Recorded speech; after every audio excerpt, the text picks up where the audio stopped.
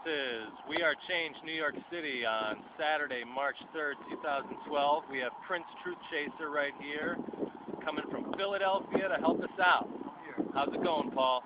It's going pretty good, brother. It's it's going good, and it's basically I'm here today for solidarity for Wearechange N.y City, and I honestly think that a lot of people out there in the world, they online and all, they hear Wearechange this, Wearechange that, and it's real. I mean, Wearechange is real, and I'm proof right here. We are here right now. This is real. This is reality. As far as change is concerned, I'm here, like I said, in solidarity to represent Wearechange N.y and bring truth to the fact that, the incident that happened when the towers were flew was basically an inside job. You started Wearechange Philadelphia, that's right? I did start Wearechange Philadelphia. I started Wearechange Philadelphia right before the Occupy movement kicked in and came into effect. It was me and, I would say, top 5 other people. It kind of weathered off, but I'm in the process of starting things back up. Now, what do you personally think happened on 9/11/2001? Well, when I first seen everything, the towers going on, I was full of anger because at the time I was like, wow, terrorists really, Muslims really blew everything up. And then when I really sat down and thought about it, and I educated myself, I said to myself, bullshit. That what had happened was it was an inside job. I think what happened was it's called what David always talks about, and I give the man props because what he said. It's called problem, reaction, solution. You create the problem, you get the reaction, and think up with the solution. And I think what happened was they purposely flew the towers so that way they can go ahead and invade Iraq. And I think what's happening now is, the United States government gives Israel, I think, what is it there, $7 billion a day or something? A year, probably like $3 billion. All right, so it's $7 million a day to Israel. Now, we have people living in buses, okay? We have people in the South. We have people, over 9,000 people in Philadelphia alone that are homeless, yet we're giving money to Israel. It makes no sense. Now, I wonder if you're aware, in the days and weeks after 9/11, hundreds of people were arrested in this country, in the Northeast, around New York, and other parts of the country on suspicion of espionage. And I wonder if you know the nationality of the They were Arabic. They were Arabic. It was wrong. It was wrong. You understand? You have to realize one thing. Now, see, you realize how hard it is to be an Arab man or woman in this country, and it's not be looked at as cowheads or terrorists. It's bullshit.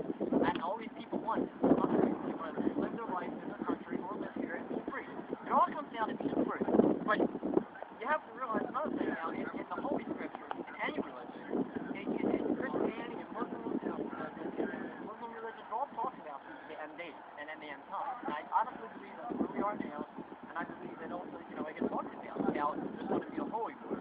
And the elite, the Illuminati, wants to create fear in us, and that's what they're trying to do. They're trying to make everyone afraid of everybody and to start a huge war. And the one thing I want to say is that Barack Obama, the real traitor of this country, signed to indefinitely detain any American citizen who basically, if the bill that was passed, any American citizen who is against this country, who they think is going to be a threat to this country.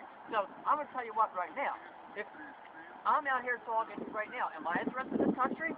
Because here's the deal. What I'm talking right now is truth. And if you're going to lock me up and kill me, then guess what? You want to throw me in a FEMA camp, you want to lock me up, then go ahead. Because if I have to be out here and die, get locked up and die for truth, you can take away anything that you want to do, but you will never, ever, ever take away my spirit and the spirit of everyone who's trying to make a difference. You can lock us up, you can throw away the keys, you can kill us, but you will never take away our fucking spirit. Never. Word.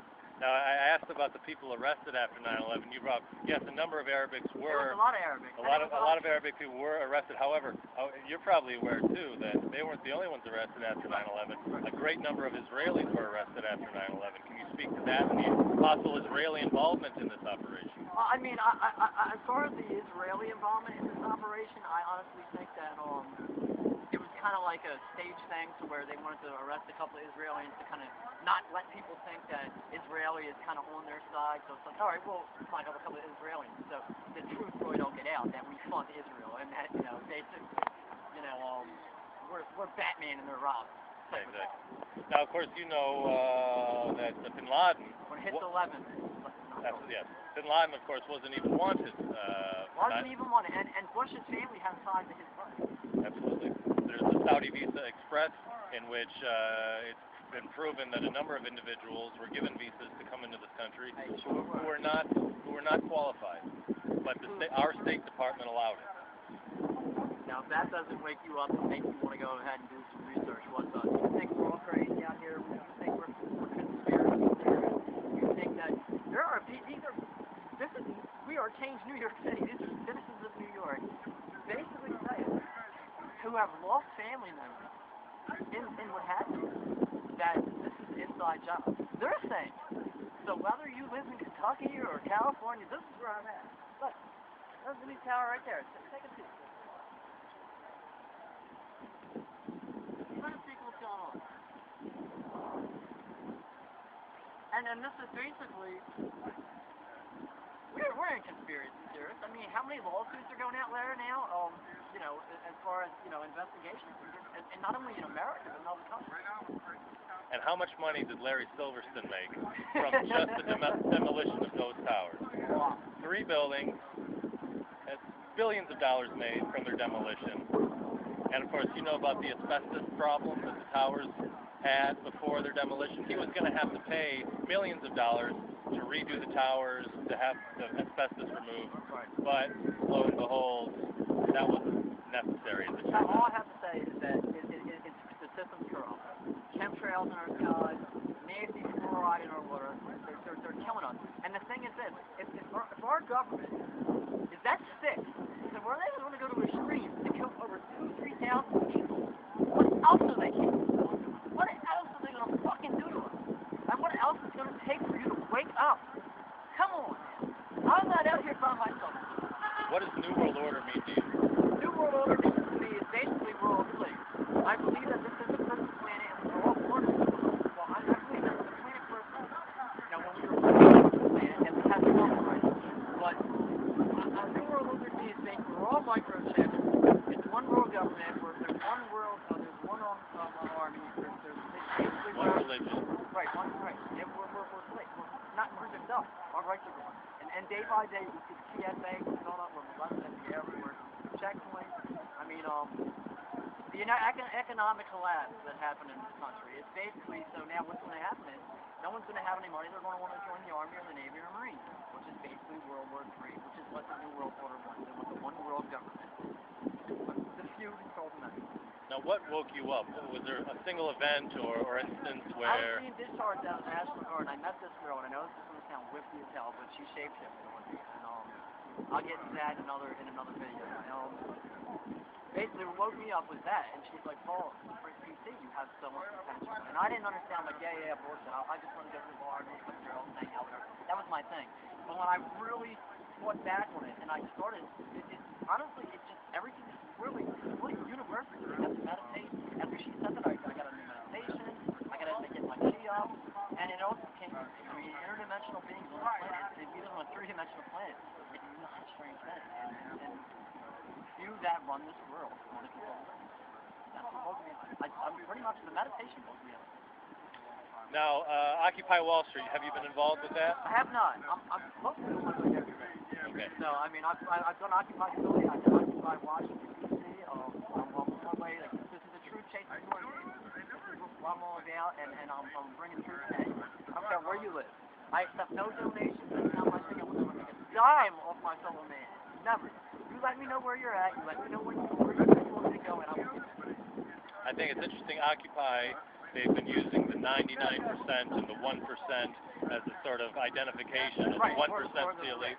I would submit that it's even fewer than 1% who are holding the power. We're talking 0.01%. I also believe in Occupy. I love it, and I think it has to start somewhere to make the mass stuff.